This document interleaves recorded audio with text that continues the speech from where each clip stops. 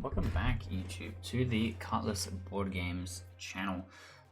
This is the third video I've done, a little bit of a series where I'm creating custom content for the game, except this time we are looking at locations, and I've created a couple of different locations based on some stuff from the MCU that I think would add something unique or something different to the game that I think would be cool to try out.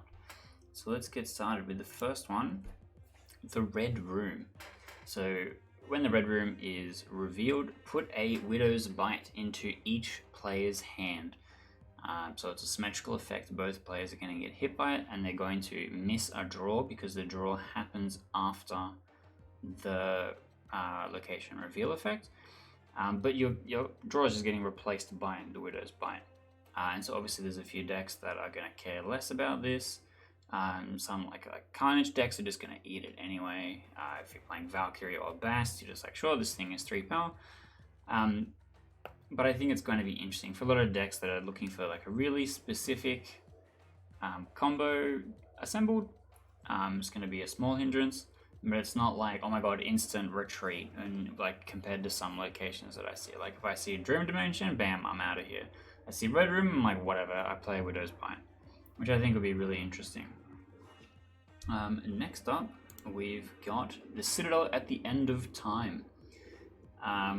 This one, I was really interested in the idea of a location that does something like Valkyrie's effect, but it scales up the further it goes into the game. So if you play something there on the first turn, its power is 1. So if you play Hood into there on the first turn, its power is 1. It's still a net gain, right? But whatever you play into there on turn 6 has 6 power, which is a huge loss for like a really big thing. Like if I'm putting Infinite in there, that's really bad. But if I'm putting Wasp in there on turn 6, it's really good. So this comes down to really, really specific timing. So there's like a strategic element of when can I put something in here? Is it a huge detriment? Am I losing or gaining power? Could I gain more power later on if I wait? And it kind of enables aggro decks like a little bit. Like the early game is like really metered out. You can wait, you can put in the stuff into it later. But if you're dumping a bunch of stuff in there, like if you have 4 1-drops to go into there on the final turn, bam, it's going to be really big compared to whatever your opponent is able to do throughout the game. So I think this is really interesting, and this is something that will make you think about when you are playing things, because you might not want to play everything on curve. You might want to dump it all at the end, and I thought that that would be something interesting to explore. Next up is Mirror Universe. Now I know there is a Mirror Universe in the game already, but I couldn't find anything that I liked that really matched this ability, which is similar to Cloning Vats. Cloning Vats put something in your hand. This makes an exact duplicate at this location. So more like everything gains Mr. Sinister's effect, which I feel like could be less exciting or could be really broken depending on what it is. Because it means that you can really only play 2 cards from your hand to this location. So it is going to be a stifled and smaller one, but then you have to pick like what's going to be really good there. Like if you put Iron Man in there, that's going to be kind of crazy. But if you put something small in there, it's really not going to be that great. So what's probably going to end up happening is that your key card is going to be the thing that ends up in here, and you're going to be fighting over what that is. So especially if it's like an Anthem or like a big ongoing effect. Or you're playing your, all of your ongoing things for doubles, like Wong into Ironheart, still going to be kind of crazy here, right? So I thought that would be something interesting. And then the next one is Valaskalf. I pray I pronounced that correctly. This one is another one that I thought would be really interesting, which is the first time both players have 4 cards at the same location, so not specifically this one, destroy that location.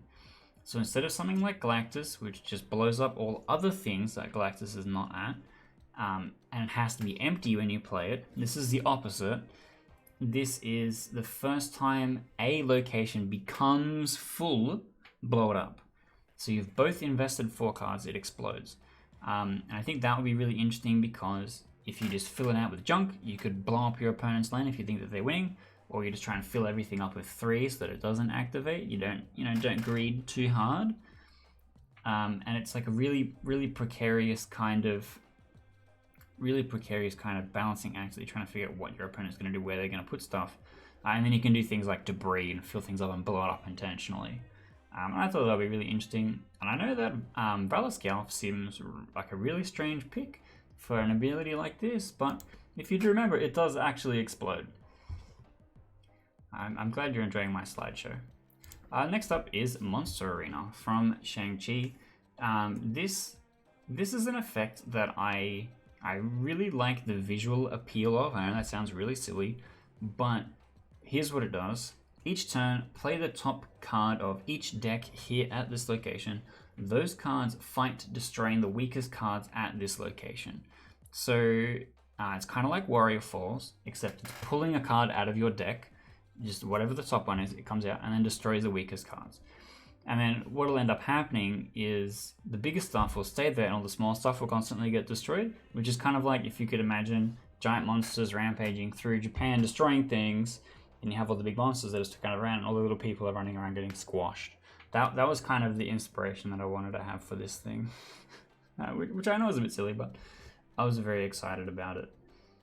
And I know that was lightning fast, but I wanted to come in, I wanted to create some interesting locations to get people thinking about what kind of future things could be created in this game, because it's still pretty early. There's still a lot of ideas that haven't been explored yet. And I wanted to see what kind of cool and creative things that I could come up with. And I'd love to know what you think. Have you got a location that you're just waiting to exist? Something you think that would work for your deck in particular really well, or you think mine are broken and would be terrible also is worth telling me. I do like that kind of feedback. Or if you just like this kind of content in general, check it out. I have put other videos up here. There's videos here that you can click these videos. I make other Marvel Snap content for you to click, to look, to, yeah. You get the idea. You would have clicked it by now.